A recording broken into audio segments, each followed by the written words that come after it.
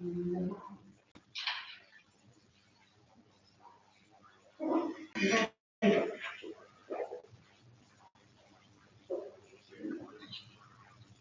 right, I'll call the meeting to order tonight.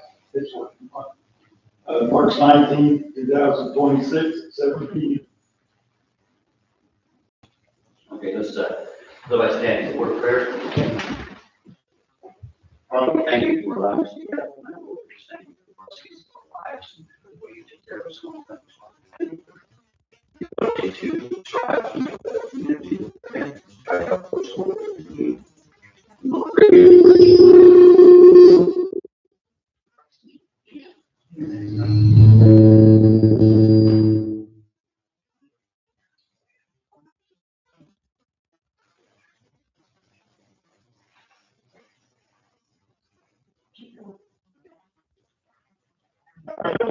We have a form. To the flag of the United States of America and to the republic for which it stands, one nation, under God, indivisible, with liberty and justice for all. And again, where we have a form. all right.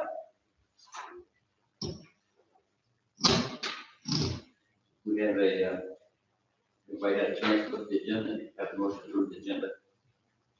I think we have some additions to the agenda. We do have additions to the agenda, we call it two.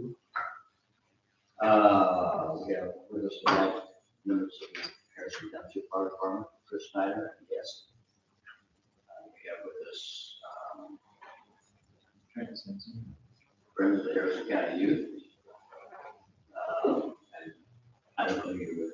Kevin Park, Chief of Fire. Fire Department, okay, all right. Kevin worked with the Fire Department. Sir, introduce yourself. Yes, Matt Duncan, attorney for the Harrison Township Fire Protection District. Okay, and we also have Jason Blackley. Justin Blackley, and his joining us this evening as well. Okay. All right.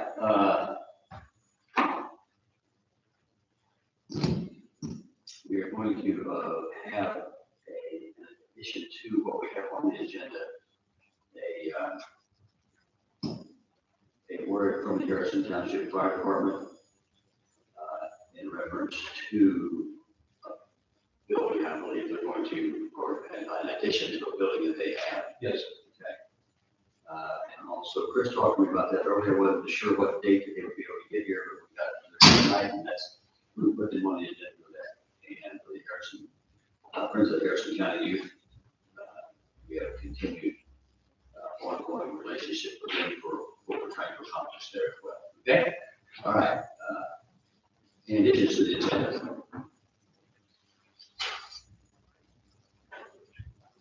Okay, motion to approve. I'll approve. Motion. Second. Motion made and seconded. All in favor, say aye. Aye. Motion carried. Everybody had a chance to go over the minutes for the February 19th meeting. Any additions, changes, deletions? Not. Motion to approve the minutes. I'll make motion to approve the minutes. Second. Motion made and seconded. All in favor, aye. Motion carried. Okay. Financial motion to approve. All right. Looks like here for the first savings bank checking account, we have a ending balance of $28,044.68.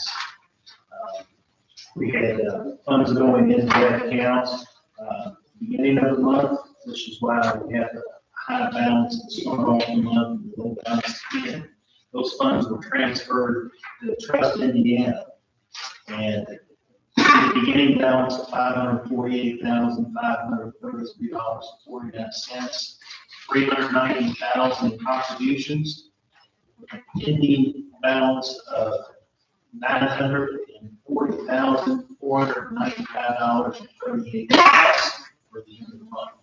Shows the income earned for the month was $1,961.89.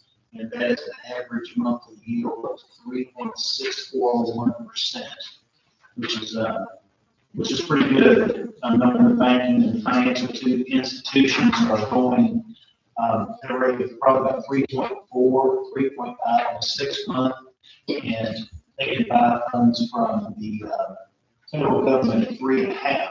So that is a very good rate that we're receiving on those funds.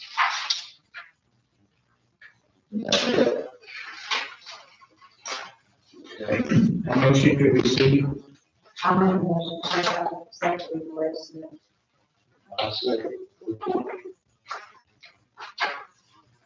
Able to make sale, be right.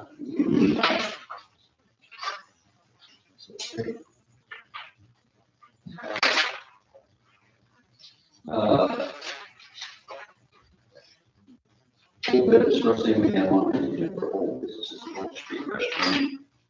We have been in contact with Mr. Sanders, Mr. Chairman, working together to try to get that on Charlie.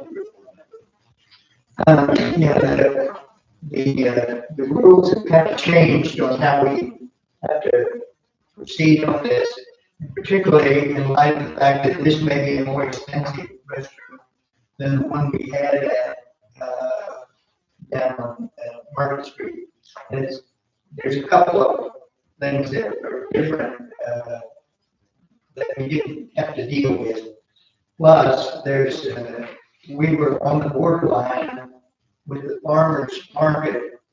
It fell underneath the cap on what you can do publicly, and this one probably will not. So in that regard, we had to get a quotation. We had to begin getting quotation for plans and specs, which is what you have before you. Contacted Dave Sanders to put together the plans and specifications. And he gave us a quote which is above the threshold limit of what the trustee could do, so we're bringing it to the board. So the way this will work is Sanders will put the plans and specifications together, and together with our partner, the town of Corrigan, we'll leave the plans and specs at the town of Corrigan for contractors to pick those up, and we'll have to formally advertise a bid period where they can pick the bids up, and they'll have so many days to submit a bid. Then we'll again have to review the bids and make a selection, and all that has to be advertised. So we've got a few more steps. Hopefully, I'm going to guess we're probably going to be looking at a July or August time period before, and I hope we can do better than that, but I'm just kind of being realistic.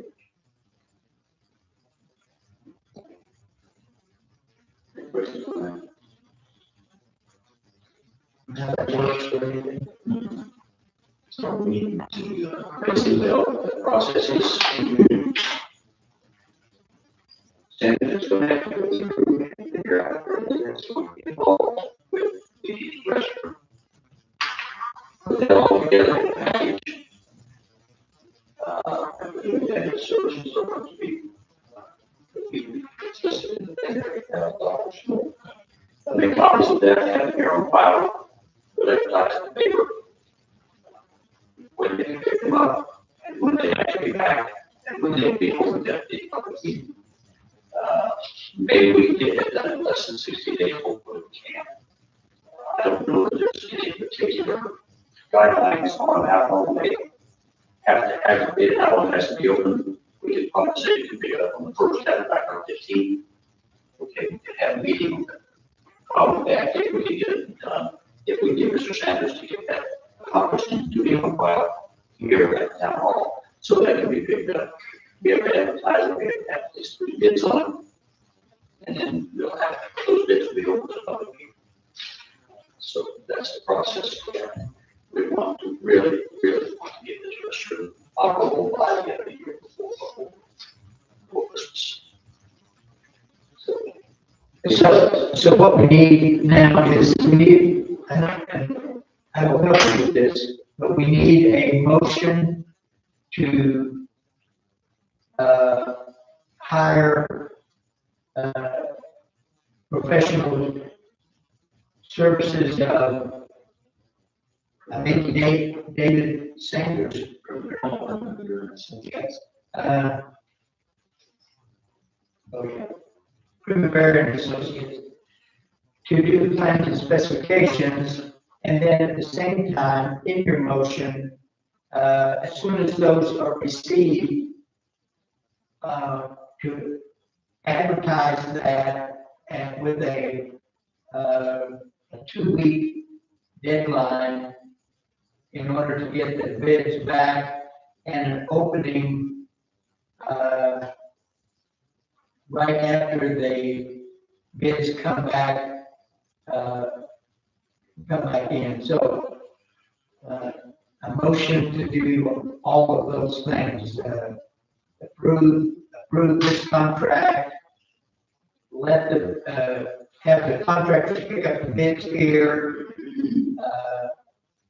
have them submit a bid, and then have a opening,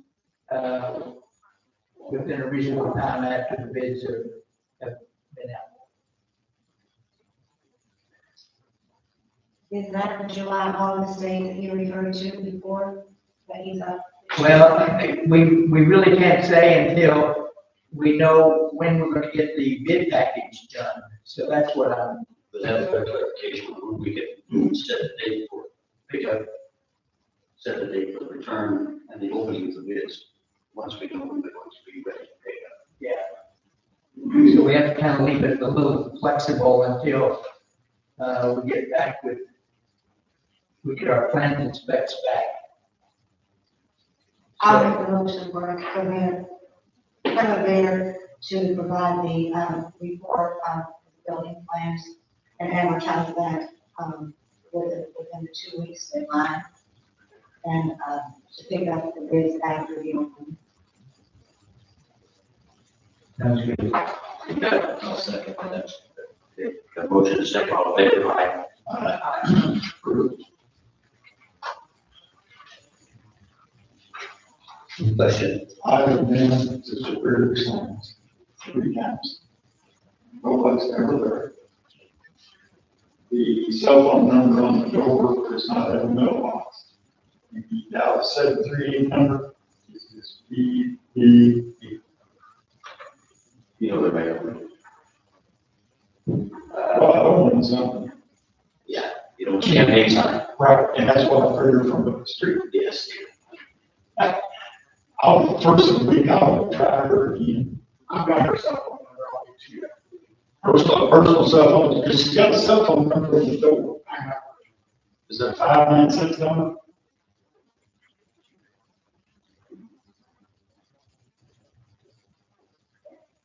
Different information, but don't know what we're picking up here. Yep. We're gonna Got that number here. do No, she did work for me in town, sent her many times, I don't know. She did all of our stuff too, and it was the same thing, ended up, we're using the same guy, Salem Mountains, we never picked it up. Is this?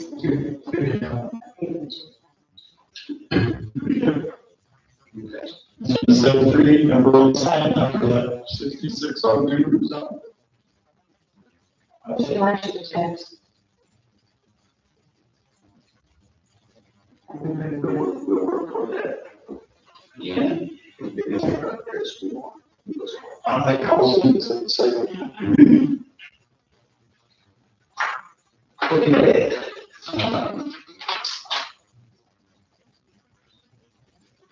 That's how we're going to progress. New business. I'd like for you, just inject the fire department hearings. get them rolling, so they figure out what they have on. I'll let you Chris explain. I went over this with the board in the last meeting, about what your plans were to do, what all we had to do now. He said there were some questions that, the attorney had about township, ownership, abilities, and environmental, and now we have that here, so. Go ahead and discuss. So I'm going to present those questions to you, because I don't know the nuts and bolts of it myself, but you are aware of what we're wanting to do down there. The living quarters on the east side of the existing fire. Yes, sir. Yes, yes. Hi, everyone. My name is Matt Duncan with FET Gibbons, and I serve as bond counsel for the Harrison Township Fire Protection District. And I've also previously represented some other Southern Indiana fire protection districts as well, and financing their capital projects, including your Palmyra Fire Protection District. So first question is, obviously, why am I here?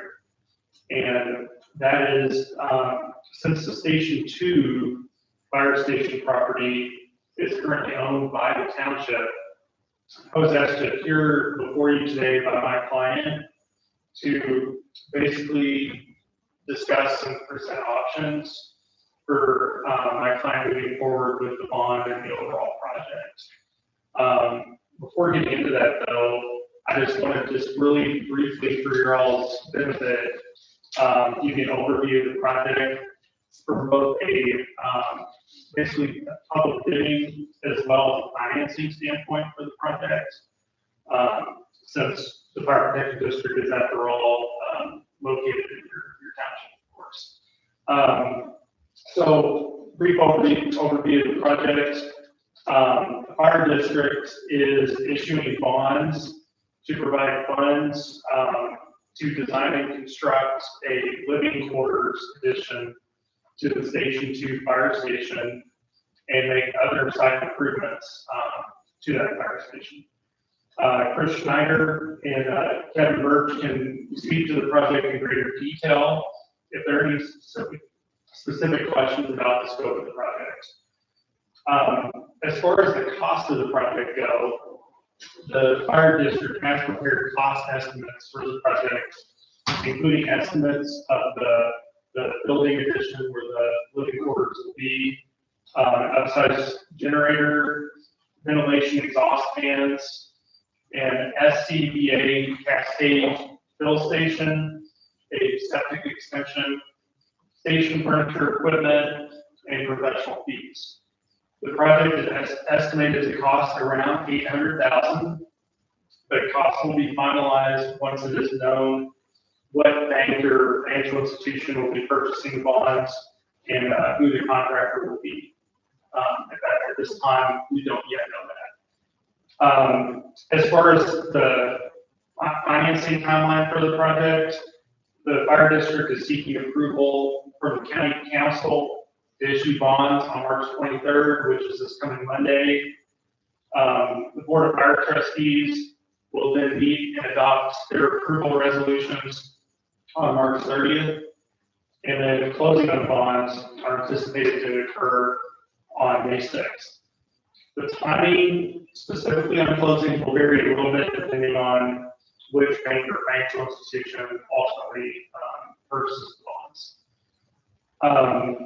As far as how the contractor gets selected, the contractor is being selected through a build, operate, transfer project, which is often called a BOT process. And similar to a lot of other projects, there's a request for proposals and qualifications that get advertised in the newspaper, and proposals are currently due to the fire district by March 25th. The fire chief, John Solomon, will then review the proposals submitted and make a recommendation to the board of fire trustees around March 30th. At that time, on which contractor he believes will be best for the fire district, and then there'll be a notice of public hearing published in the paper.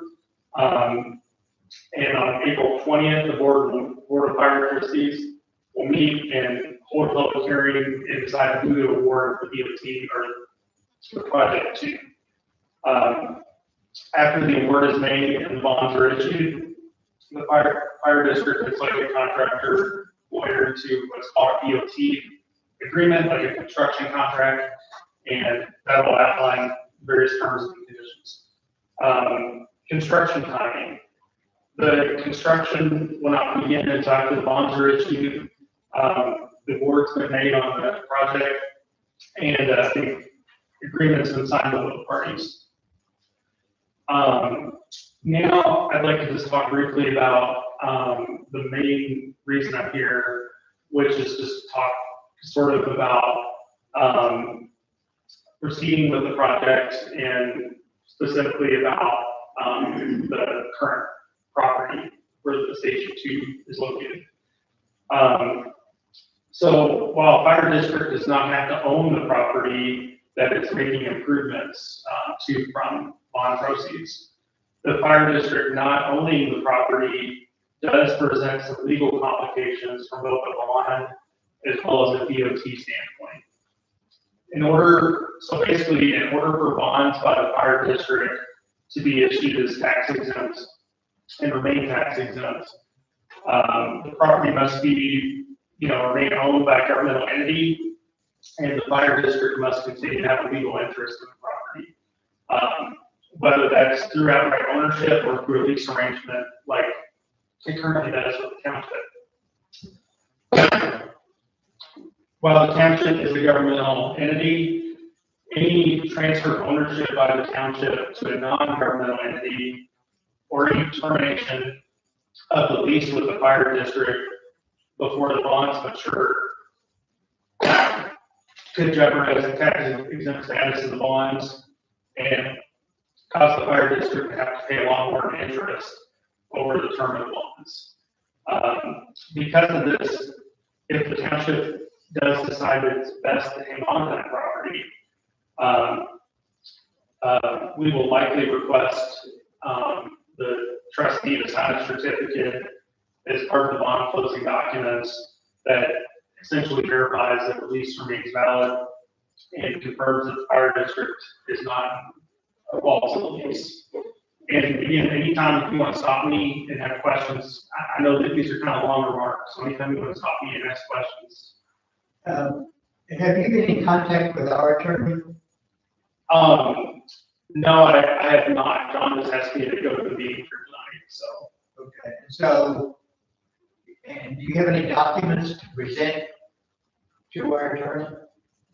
Not at this time, because we kind of really get a feel for what you and the board decide to do before drawing any kind of documents up. But I just John wanted me to be here tonight and kind of explain sort of our analysis of this, just because it's easier than going, between different people, obviously, by telephone. So, but yeah, I mean, obviously, depending on what y'all do, I'm happy to work with Adam Burkhardt, so you're all attorneys. Okay. Okay, so, and then under state DOT laws, the BOT agreement must provide that the governmental entity that enters into the BOT will own all improvements prior to or upon termination of BOT agreements. That comes from Indiana law. Under BOT agreement, the governmental body is contracting to acquire the improvements from the BOT contractor or developer.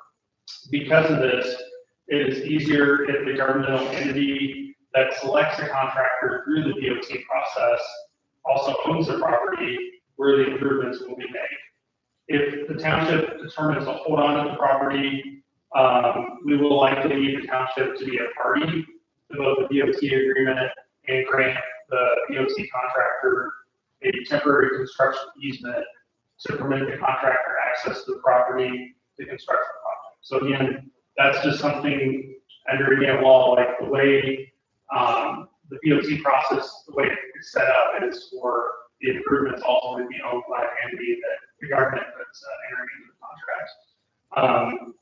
Section 3 of the lease, I have it with me, but just to briefly summarize that section. It provides that any and all alterations, additions, improvements, or fixtures made or placed in or on said premises shall, on expiration or earlier termination of the lease, belong to the landlord, which is the township, without compensation to the tenant, which of course is the fire district. Before constructing any improvements or installing any fixtures in or on the premises, tenant shall submit the plans and designs to landlord for its approvals. Such fixtures shall not be installed, and such improvements shall not be constructed until approved by the landlord, whose approval shall not be unreasonably withheld. So if the township determines to hold on to the property, based on that section, obviously, the fire district will need to submit plans and designs for the project to the township for approval before proceeding with constructing the project. And my understanding is, I think that the fire district has done that in the past, and it's been a pretty smooth process. This could be accomplished by a letter signed by the township trustee that approves the proposed improvements. I think more on the specific nature of the improvements will be known once the DOT process goes underway, because whatever contractor gets selected, they're not only being selected to build the project, but also to design the project. So the benefit of this approach is that we don't have to separately get an engineer or architect. It's all part of the same procurement process. In such a scenario, as a matter of fairness, we would request that Section 3 of the lease be amended to provide that the fire district be compensated for improvements made by the fire district to the property in the event of lease termination or expiration. So that is something that I've talked to John about, that we think would be a matter of fairness. But if the township decides to convey the property to the fire district, just to present the option, this could be accomplished by both the township board and your board adopting substantially similar resolutions that approve the transfer, and the township signing a deed that conveys the property to the fire district. In such a case, I will point out the language could include language in both the resolutions and the deed that the property would revert back to the township in the event that the fire district either dissolves, ceases to provide fire protection in the township, or ceases to use the property for fire protection purposes. No matter what decision you make, the property will still ultimately be owned by the taxpayers, and the fire district will continue to pay all expenses on the property, including for maintenance, insurance, and upkeep of the property. My client is grateful for the good working relationship that has had with the township trustee and the township board over the years. Thank you for your time this evening. I'm happy to answer any questions you may have. I know that's a lot. Yes. From what I know about what we've done in the past, at least we currently have a force of the fire department, fire district. I think everything that you've covered in there is in the case. That we just know the property, we don't have any intentions of taking it back or and to use the frame for other things in that. They're welcome to put anything that they want on it at their expense. There's no liability to the trustee or the trustee's office for anything associated with the fire district. If that's my correct, that's what's in the lease. Sort of. The point he's bringing up is that I think the lease provides that the landlord has the right to have a say in what goes on there. In other words, according to the lease, what happens is the tenant presents what they're going to do to the landlord, and then the landlord says, obviously says, go ahead, but it's a legal process Legal. that has to be done. Right, and honestly, my client is not worried at all really about that part of the lease, because I know that, the fire district has presented improvements before, and y'all have approved it. I think the bigger concern with the lease currently is the fact that the fire district could spend $200,000 making this improvement. And then down the road, if the lease expires or, for some reason got terminated, then, the township would just be able to reap the benefits of those improvements without having to pay the fire district for paying for the improvements. And so I think that's really, as far as the lease goes, that's the bigger concern, I think.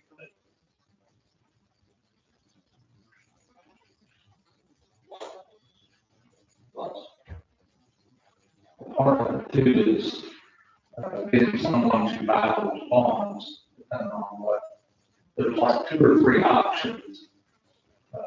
That you can do. And I realize that when you're saying that if anything happens to it, that all that reverts back to the trustee as well, anyway. Yeah, So those to me, as the only difference is that who's going to have what approach to the asset is. right, exactly. That's one of the differences, so. I will say a lot of other fire protection districts locally that we've done bond financings for. Those fire protection districts, they own the property outright. So it's not, thankfully, the fire district can still issue bonds if the land remains in the township, but it definitely makes the process easier, if they were the owner. So. I suggest, if maybe we could have a pre, pre-meeting with our attorney and get some guidance on that, then, and we could get the for this. Yeah, you could definitely get an executive session with your attorney to discuss that. So you don't have to do that on the meeting. Would that be something you would want us here as well, to go over the scope of the project? Probably just need to speak to them and see what route he thinks they're going to go. If they're going to call for a joint meeting, so we can do that. The timeline's pretty quick. Yeah, right, yes. Yeah, it'd be good if you could, then the Zoom could go. I'm just starting on.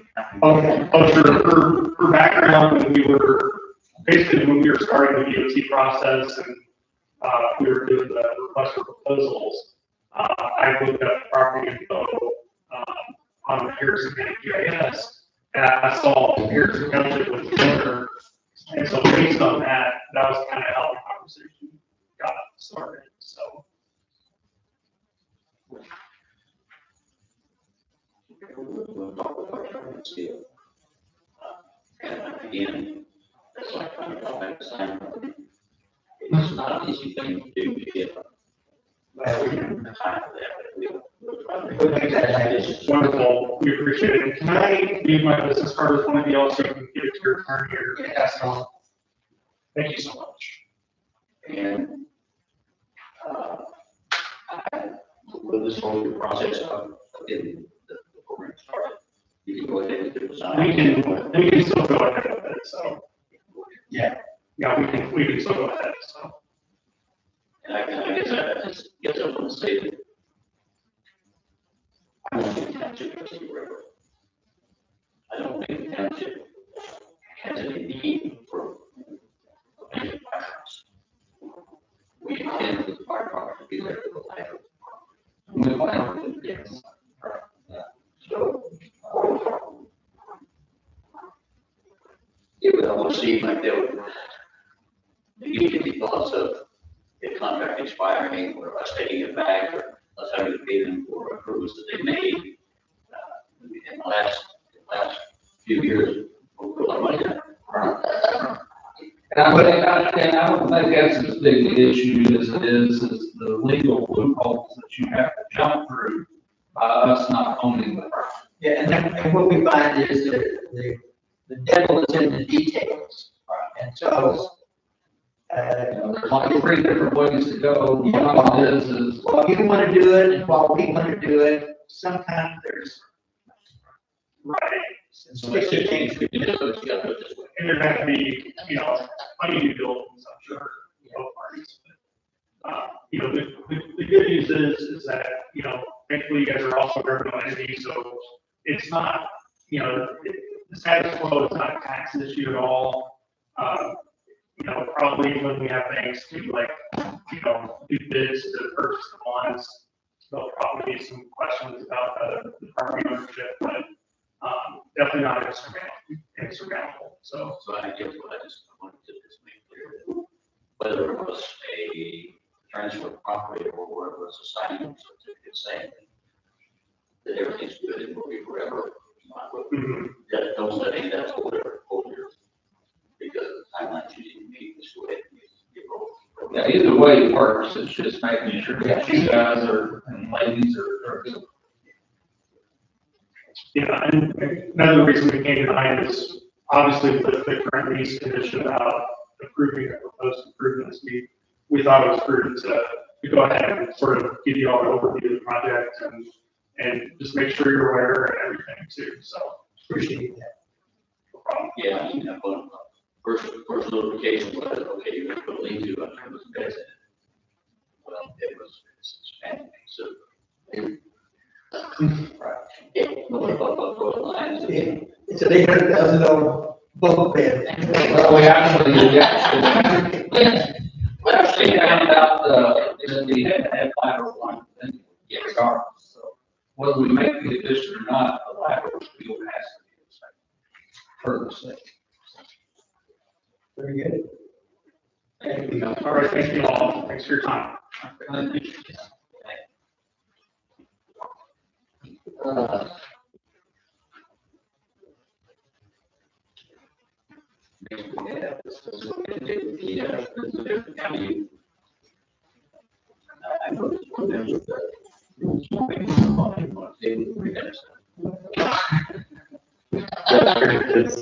Invited himself on all the kind of awful, I just kind of stated I was here tonight with the fire department, to my neighbors. So I'm assuming they're talking about the one for future growth. Yes, I live in the house right behind. So, yeah. Yes, sir. One house. Sorry. I know that the neighbor's concern was that addition to I apologize. the concern of the neighborhood about building that particular facility there. I'm not familiar with this scope of project. Our concern. The initial. We weren't aware of it.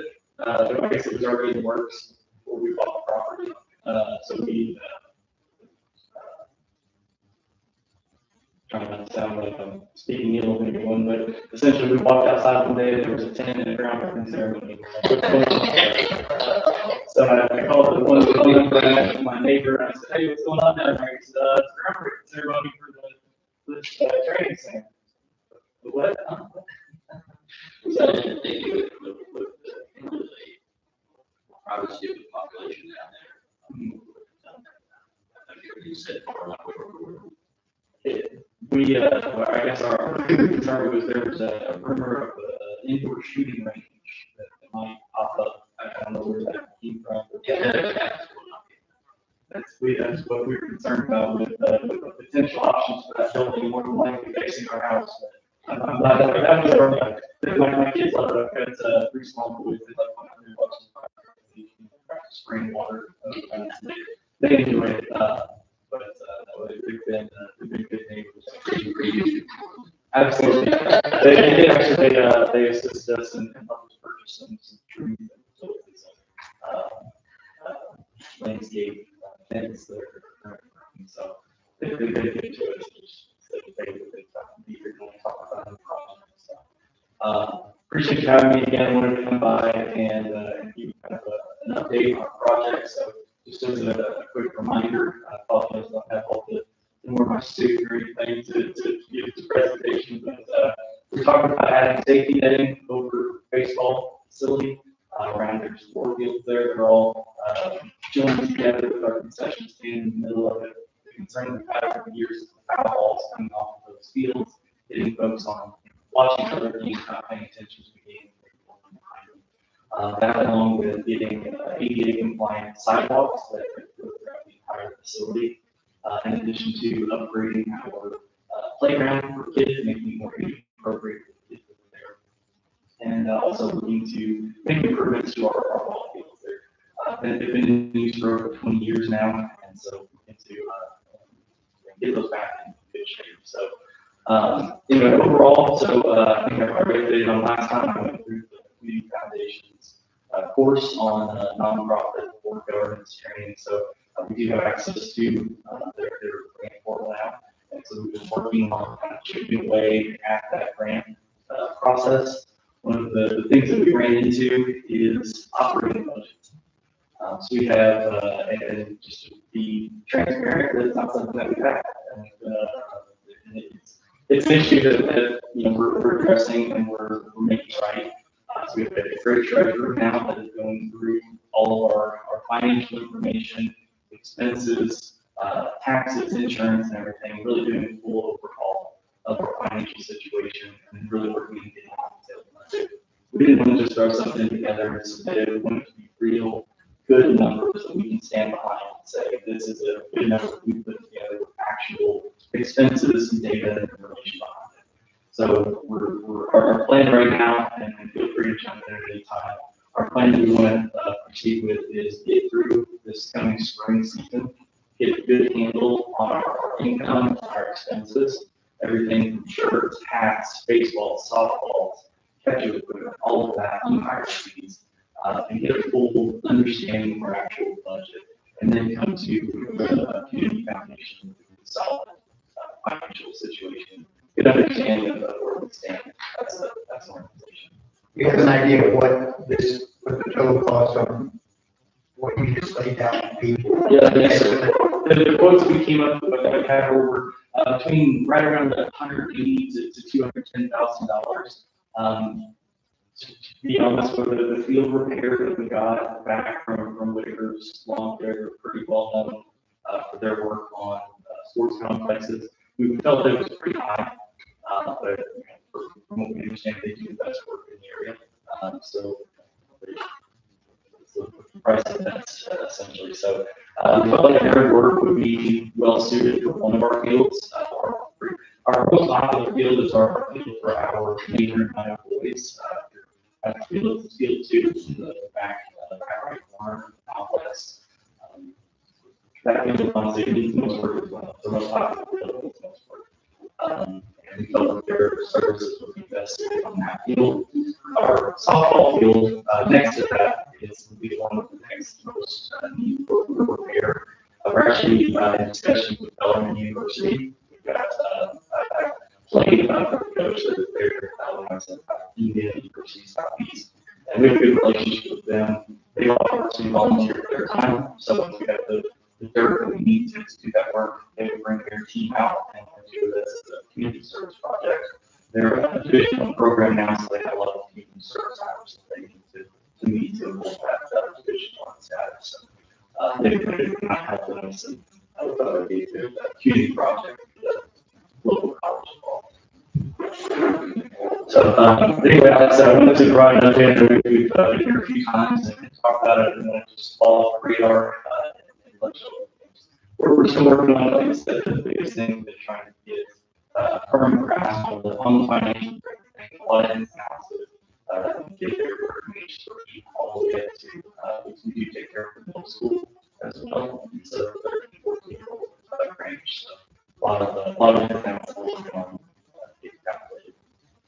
Have you put together any sort of a budget estimate where that 200,000 is coming from. Yes, sir. I apologize. It's been a little bit since we've had that information. So I can get that sent over to Tony if that's okay. And we'll get you an update on those quotes we received from different companies. Get that information to you. No, I mean, so where do you get the 200,000? So our request of the trustees was 100,000 with a 50% or 50/50 match from the community foundation with our previous request. I'm not sure if we did, I forget where we're at, speak ahead or anything, but I think it was there maybe something budgeted that had been discussed before. I apologize. Well, we discussed it last year, possibly this year's budget. Okay. Yeah, because we didn't know where we were at in the process. So, yeah, I mean, that's fine, you're right, 100,000 is what we discussed. Right, so match, it has to be a match. So that would be our hope is that the trustees, 100,000, requesting 100,000 from the community foundation.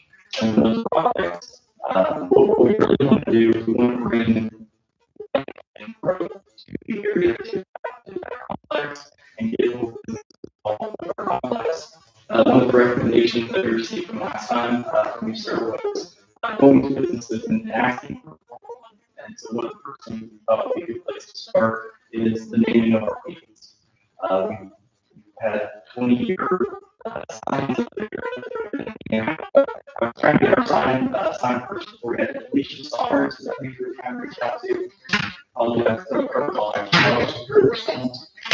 So I'll get our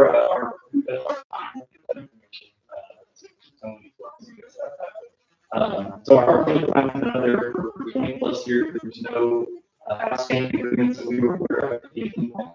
Access to those naming rights. So we took those signs down a few weeks ago. First emerging bank. So they have we actually just received a check from the bank this morning. So they're our first field sponsor. We've got all of our big information sent out to the parents and coaches. So everyone else is just field number 3, field 2, but our field 4 is the first emerging bank field. We're working with a sign company out signs at the time to think about working with them to get that sign made and get that up on the field. So reaching out to several businesses with requests and information about sponsoring the field and getting their information. We're coming at it from all fronts as best we can. We really get a big group of board members that very neat set of skills where they can with good people that are good with their teams, we've got folks that are good with spreadsheets and they can track and things like that. So a good mix that's all coming together so we can really make some good projects happen. Do you have any questions for me besides it? So I think maybe I'm misunderstanding the question. I think. Okay. Yeah. So the parking lot will be full. Yes, sir. So the parking lots are our property line, kind of a similar interesting property situation that it's kind of split right down the middle with the YMCA, and they're on the soccer side of things. So paving the entire parking lot wouldn't be in the cards, but doing the handicap spots that we had discussed before. We felt like that was a good phase 2 project, something that we can look to make continued improvements for this money, making it more handicap accessible. And with the sidewalks, getting those done first, and then being connected to those sidewalks with some concrete parking spots.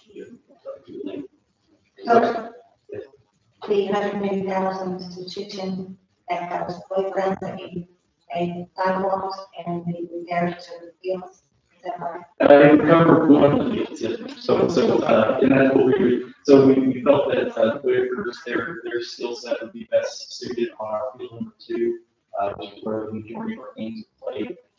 And then the safety net as well. So if I wanted to be able to find, there might be a little bit of extra there where we can bring in some dirt and then work with Belmont University to fix our softball field as well.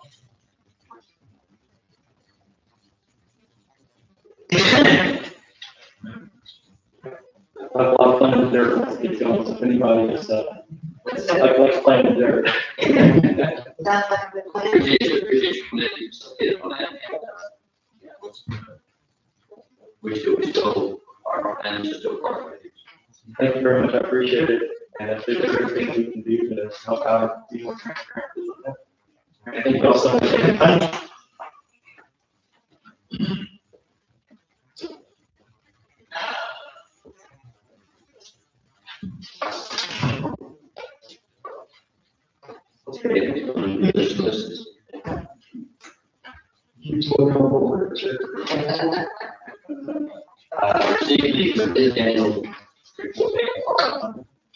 Yes, by law, we're required to submit the entire annual report by the 31st of March. And we barely made that, I barely made it. I did not run copies of the thing. This is the report, runs roughly around 150 pages, so I kind of spared the trees and there's just an enormous amount of data that is pulled from everything that you can think of. What I did, I did single out, this report that's contained in there is the TA7, but it's the one that I think, may be a report that you might get the most questions about. For instance, this is the one that basically it talks about what assistance the trustee provides. And as you can see from that report, we had 303 requests for assistance last year, and we actually provided assistance to 265 of those. So, and then on the next pages, it tells you how that's broken down, how much for rent, how much is for utilities, food, the whole thing. So I thought that might be, this is one example of what is contained in here, and in 15 pages is $15.30 spent for paper. Just enormous amount of detail. The problem it became this year is Gateway changed the rules of what they needed. And so in order to comply with that, and because we're the size unit that we are, we have a lot of different reporting requirements than the other, and I'm not sure about Blue River, but we have a lot more requirements for reporting than most of the townships do. So all I need is a motion from you to approve the reception of this so that you can include that in the minutes and forward that to SBA. I'll second that one.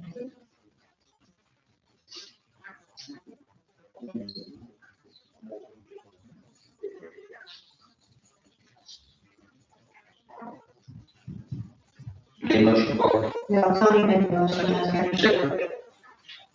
All in favor? So carried. I would continue with an update on SB 270. And you may not be keeping track of what this is, but Everybody, what you said is. the reorganization of the, no, it's the reorganization of the township. And I brought, another one I brought, there's 50 pages of the bill. I don't think it's worth looking at, quite honestly, right now. The way that there's an enormous amount of detail in what will cause a township to be a designated township. We're thinking that there may not be any townships in Harrison County that even qualify as a designated township. It's a deal where they've got so many points that you can get based on whether you submit a report, what your budget is, how many assistance requests you get. So you get so many points. If you get 4 points, then you become a designated township, and then you have to merge. The ITA, the Indiana Township Association, sponsored this bill. Basically, they wrote the bill. And this was an attempt to prevent the legislature from doing away with township government. Yeah. And so they came up with this compromise solution, which they're anticipating is going to eliminate around 200 to 300 townships in Indiana. So instead of 1,000 townships, we're going to have 700 or 800. We don't think any of them may come from Harrison County, although we don't know how the Department of Local Government Finance, DOGO, we don't know how they're going to interpret the rules that specify how many points a township gets. The only thing we know for sure is that before the end of the year, DOGS has to arrive at the number of points every township gets. So, and they know that there's a 31 December deadline. So we're anticipating we're probably going to get that in the fall. And based on whether if there is a designated township, then they're going to have to, the county commissioners are going to have to decide how to merge that township with some other entity. If I understand things properly, one possibility could be, and I gave you this map of what the townships look like. One possibility for us would be Webster Township. They've had some unique issues, but we know automatically that they're not going to have $100,000 budget, so that's going to be 1 point. They don't have 24 assistance requests a year, so there's another point. So they're going to have several points to begin with. We're probably going to end up with 1 or 2 points ourselves. But if Webster has to merge, then the county commissioners will have to make a decision as to who they merge with or how they merge. And so, but there's so many what ifs or what's going to happen if, that I don't really think it's worth spending much time. I just wanted to make you aware that that's out there. If you want to pull up Indiana House Senate Bill 270, it's right there on my so,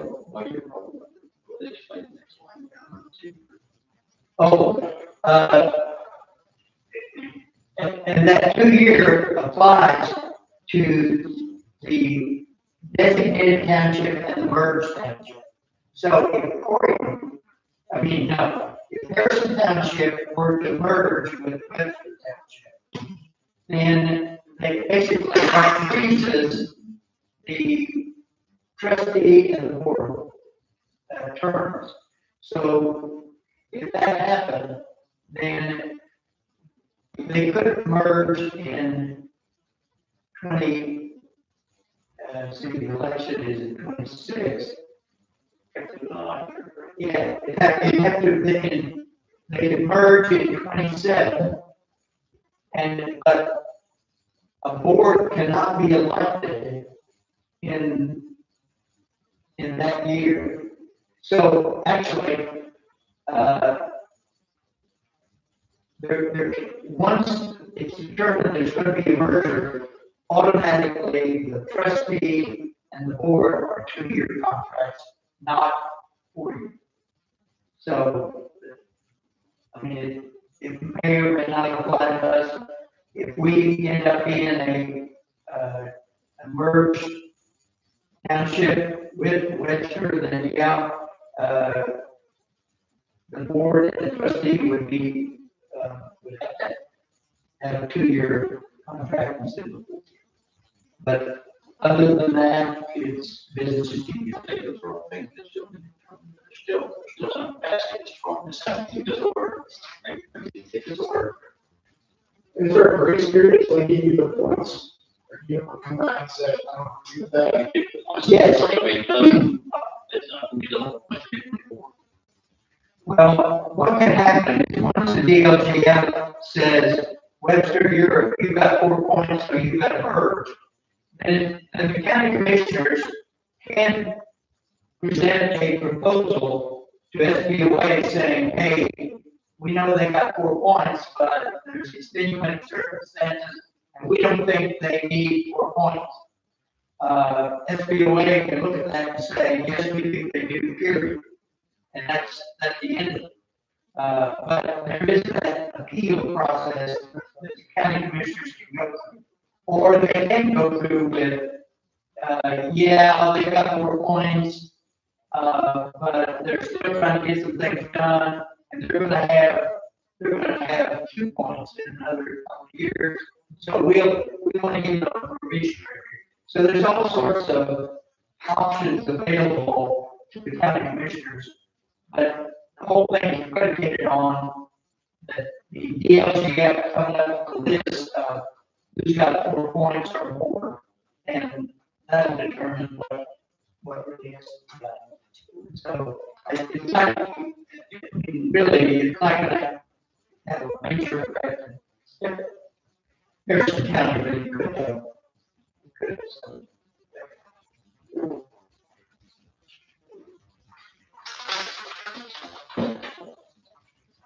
Anybody else? Everything's really over.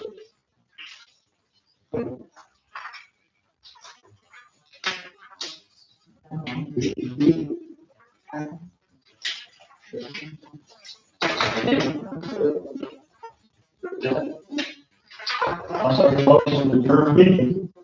Coach Bay, second. Okay. You can.